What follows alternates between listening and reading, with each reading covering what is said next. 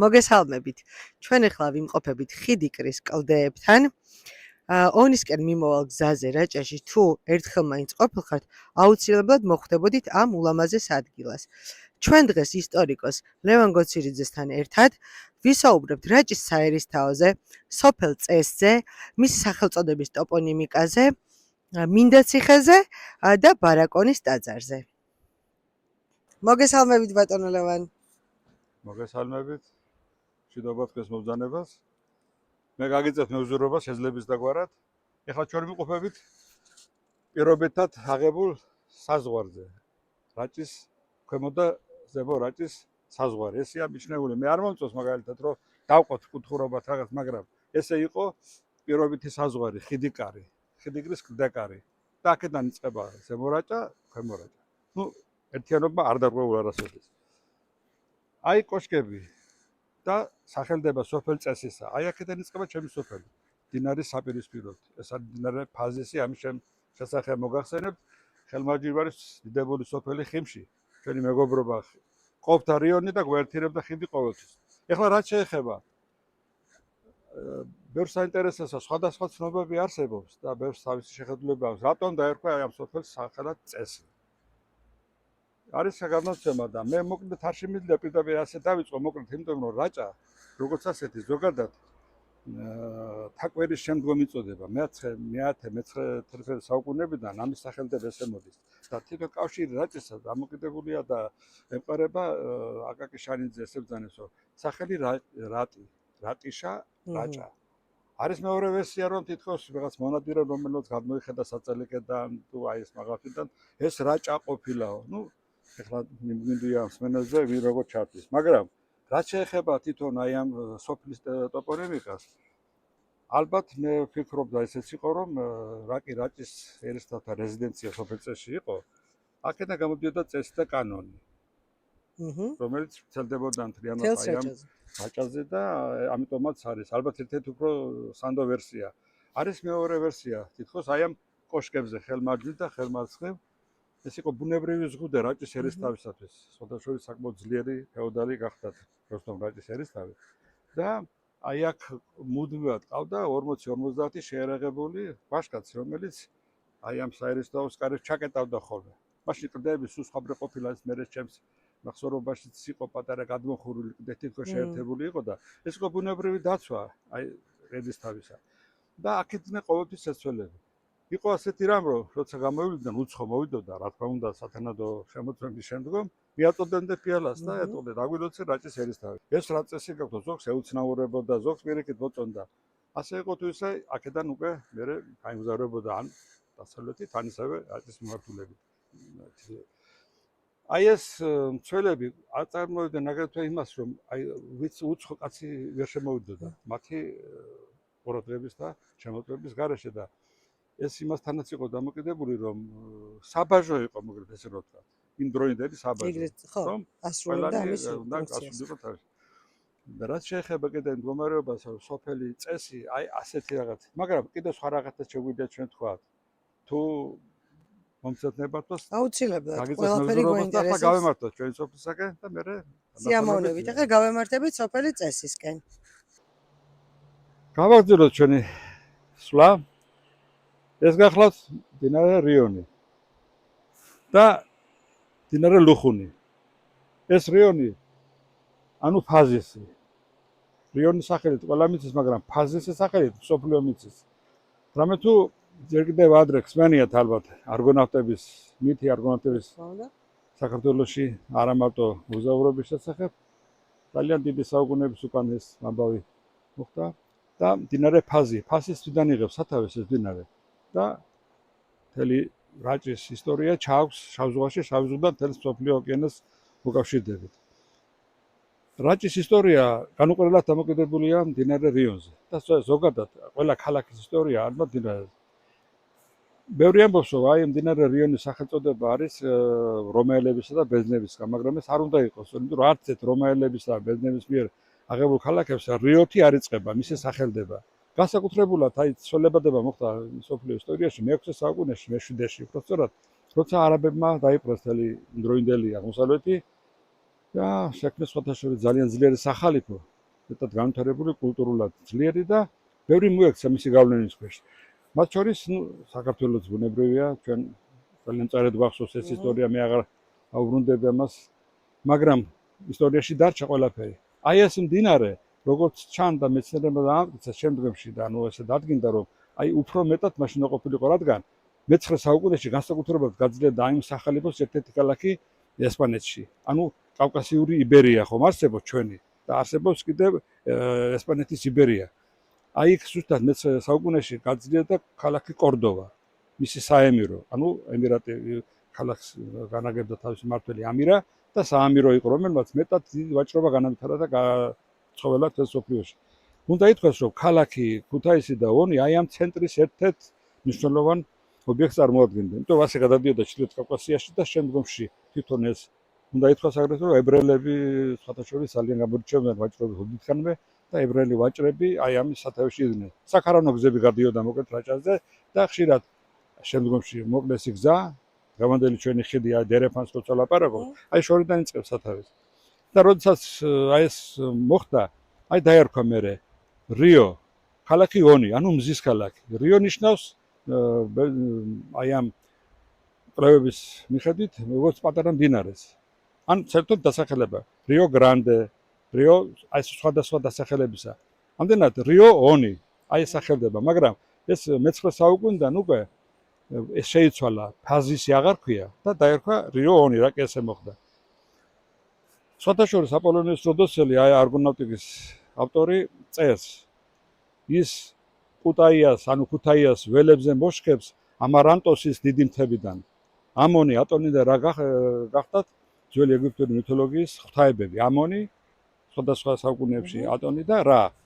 სხვათა შორის აი იმიტომ არის ედენა და ედემის ბაღად მიჩნეულია რაჭა, და კიდევ არაა თანდაუნდე გამოკვლეული და შესწავლილი და უნდა ითქვას, რომ აი ეს ყველაფერი ჩვენთვის საამოყოა, რომ ჩვენი დიდი წინაპრები აი ამ ურთიერთობას ამყარებდნენ იმ დროის სოფლიოსთვის გამორჩეულ, თუნდაც ეგვიპტესთან, რადგან რეჩინა, აი ეგვიპტის ფარაონების წერილებში პირდაპირ იკითხება, რომ კავშირი რეჩინასთან, რაჩინა, ანუ რაჭასთან, საიდანაც გადაქონდათ საუკეთესო ხარისხის ლითონი და დარიშხანიც იყო და გაცვლის პერიოდში ხო და ანუ იყო ვაჭრობა მათ შორის განვითარებული.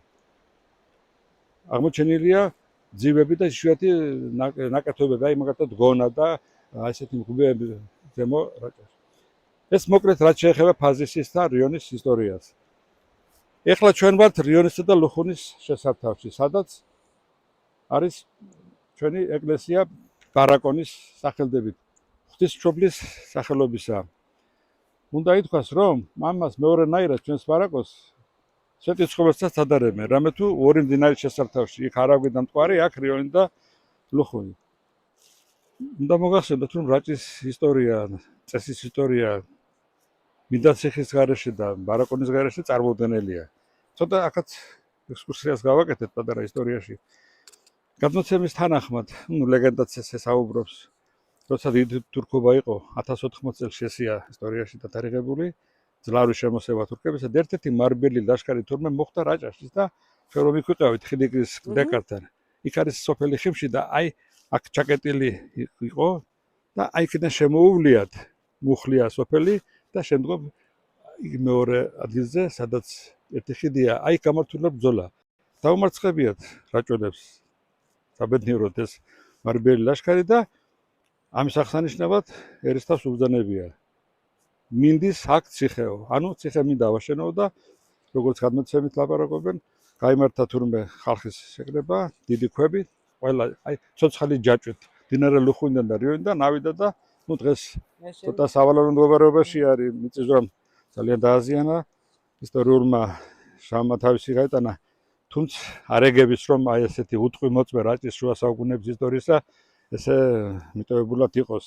ამაზე ალბათ იფიქრებს ისაც ეს ხელეწიფება. გამნაგდოთ ისე და ისე, აი ეს მინდა ციხის რაჭის ერისთავები იყვნენ ბაღვაშთა გვარისა. ბაღვაშები კიდევ არგვეთიდან, რომელიც ყმად დაუდგნენ შემდგომში საქართველოს მეფეს აშოტ კურაპალატს და მიიღეს მისი ვადნაფიცობა.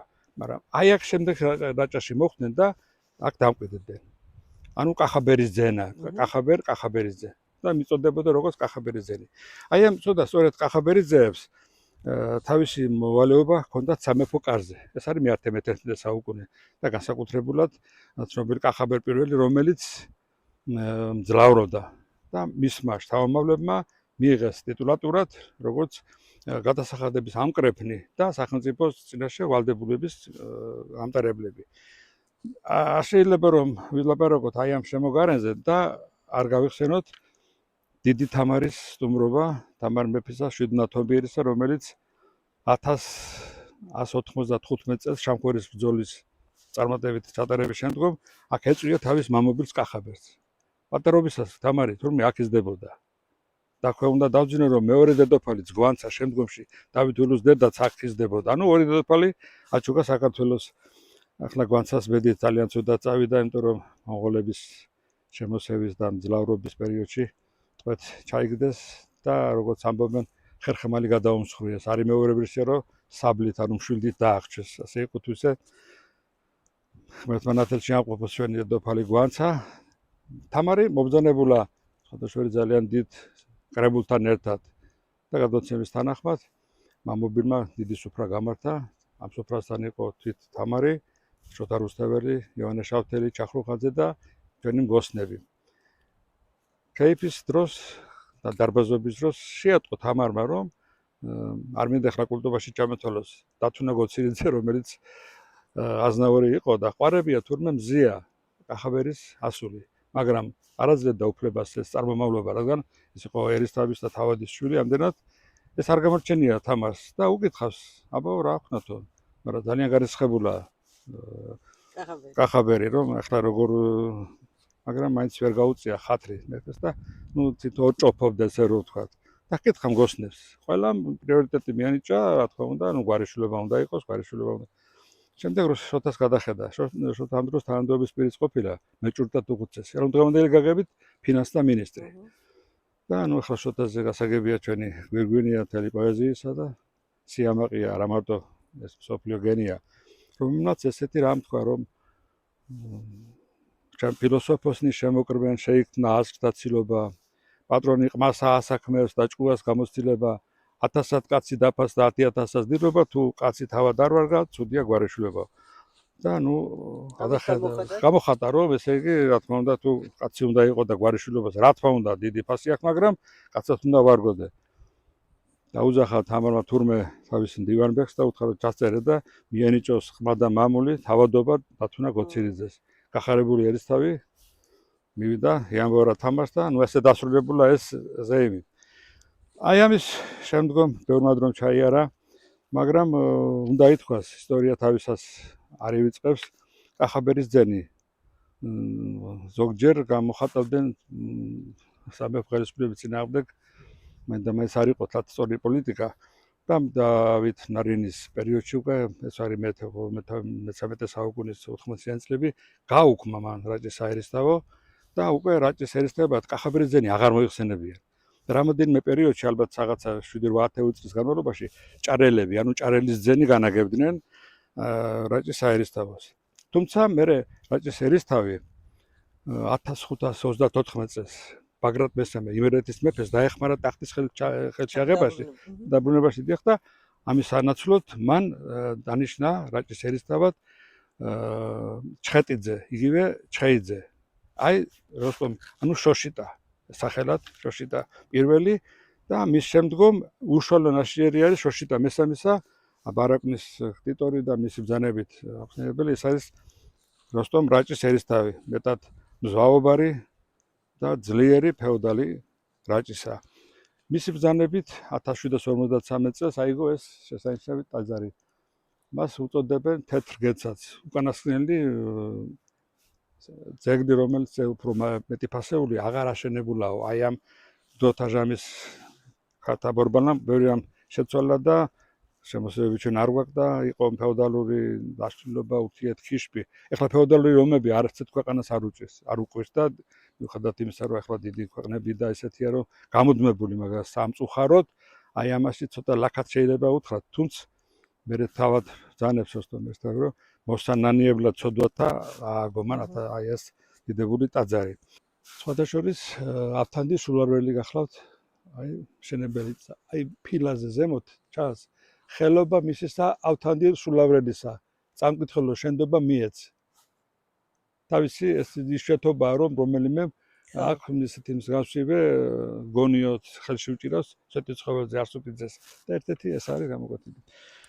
აი ამის შემდგომ განვაგრძოთ ბედი თვითონ როსტომ რაჭის ერისთავისა ძალიან დიდი ფეოდალი იყო, სხვადასხვა საოცარი მყნობელი ყოფილა და ბაღი თავის ხელით ქონია გაკეთებული და მას ესეთი სურვილი ქონია, რომ რაღაცა კოპწი ადგილად ექცია თავისი საცხოვრისი. მდინარე ლუხუნი აი ერთება და პირდაპირ მალევე როცა რიონი სამხრეთისაკენ მიმავალ დასავლეთისაკენ მიმავალი რიონი სურდა რომ შეერთებინა ლუხუნი და კუნძულად გადაექცია. დაუწყია კიდე მშენებლობა, მაგრამ მე ვერ მოახერხა თავისი ცოცხლში და ნუ არ გახორციელდა ეს აზრი. როსტომ ერისთავი ამ დროს ჩართული იყო არასასიამოვნო პროცესებში. ამ დროს საქართველოში, დასავლეთ საქართველოში უკვე დაყოფილია საქართველო თავის ისტორიის ერთ-ერთი ყველაზე უმძიმეს პერიოდში და სოლომონ პირველადაც უკვე ტახტზე ავიდა ახალგაზრდა რაინდი ჭაბუკი და მან ტყვეთას კიდევ აკრძალა ამან განარისხა ხონთხარი ანუ თურქთა ბრძანებლები და ნუ იყო შემოტევაზე რომ რატომ გააკეთეს ამ რომ ტყვეთა დენა მიკლო უკვე იქ და მოგახსენებათ ყველაზე მეტი ფასი საქართველოსთან წაყვანი ჩერქეზებს და ნაწილობრივ სომხეთსაც ჰქონდათ იქ სტამბოლის ბაზარზე. Ну, მოკლედ როსტომით ჩაერთო აი ამ სამწუხარო პროცესში და ზოგჯერ დაიჭირა მხარი, მაგრამ 1757 წლის დეკემბერში სახელდებული ბრძოლა ხრესილისა დამთავრდა სოლომონ პირველის გამარჯვებით. სხვადასხვის მართლაც უბედური დრო იყო, თავისი ბაბუაც დადიანი აუნახდა, დედამ თამარმაც უღალატა. მერე ის გელათის მონასტერში გამოკეტა, ეს სახელმწიფოებრივად აზროვნებდა სოლომონ პირველი. და დაპირისპირება ქონდა აი როსტომ ერისთავს აი ამ საკეთთან. ბოლო-ბოლო მაინც ისე მოხდა, რომ თვალები დათხარა თავის შვილებთან ერთად. ეს არ იყო სასიამოვნო პროცესი, თუმცა ნაიცი განსაჯოს ახლა უფალმა მე ვამბობ მართლაც მე ვეყნობ იმას, რაც ესე ისტორიულად ესე ყოფილა. და 1769 წელს მოხდა ეს ფაქტი და 1790 წლამდე ტყვეთ იყო. მაგრამ 1790 წლებიდან აღარ იხსენიება როსტომის საწავიდა და როგორ წავიდა.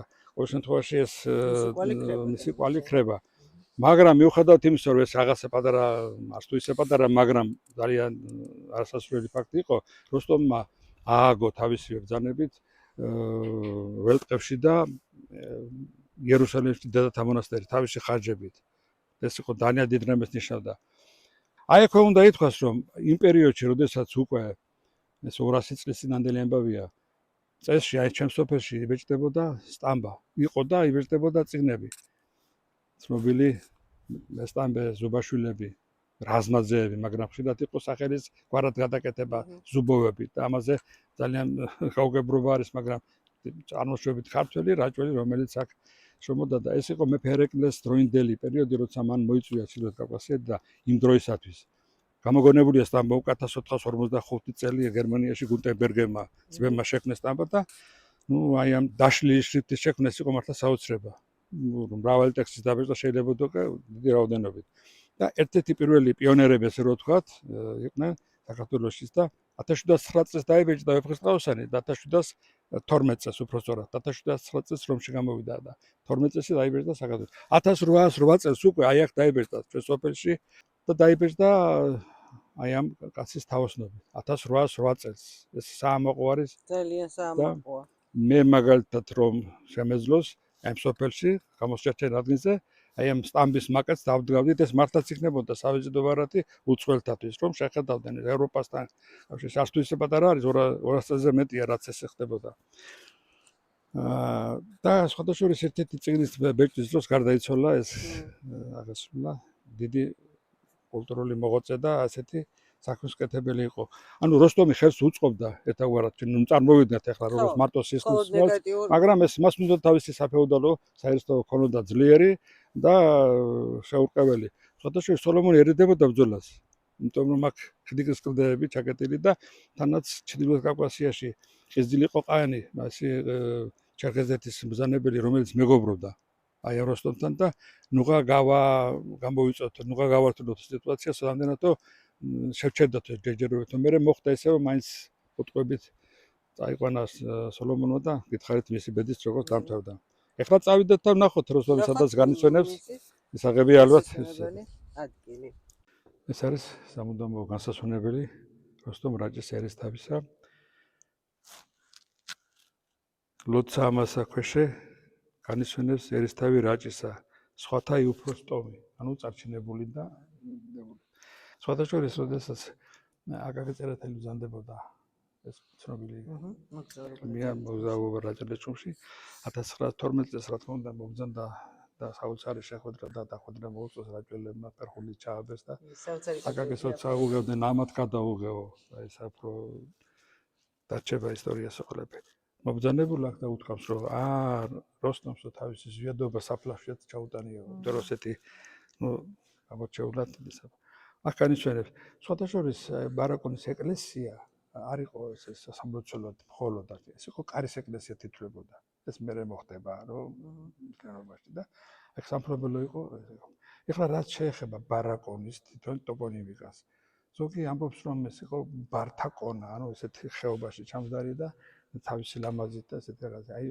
იყო ესეთი ვერსია არის რომ აქ მოიპოვებდნენ ბარიტისას და ამიტომ ამის სახელდება მოხდა მაგრამ გასათვალისწინებელია კიდევ ესეთი ის ტოპონიმიკას საკავშირში რომ ბარაკონეს არის ლათინური სიტყვა იტალიური და რაც ნიშნავს შესაკრებელ ადგილს და არ არის გამორიცხული რომ აქ უფრო ადგილი წესი და კანონი აქ გამოდიოდა და საერისთავო ცენტრი იყო ხო აქ მიიღოთ და ჯაბაასის შემდგომ რაღაც განსაკუთრებული დადგენილება კანონები და ნუ ახლა ესეც არ არის მაგრამ ეს დოგმაროს ესე არის ფუნდამენტად ხდება მოსაზრება არსებობს და არც თუ ისე საფუძვლო არის ესეთი და დაგვიტოვა ესეთი შვენიერი ტაძარი სადაც დღეს მამა დავითი გაგეშიძე წინამძღოლი ჯანი ტაძრისა წირავს და თანათან ხალხი ემატება ასე რომ ვთქვათ და ვერთმა გაგვაძლიეროს რწმენაში და შეგვეციოს დედაღვთისმშობელი გადაკეთილი სალოცავი ძალა სრულიად საქართველოს და ეხლა რაც შეეხება კიდევ აი ამ ტაძარს და მის შემოგარენს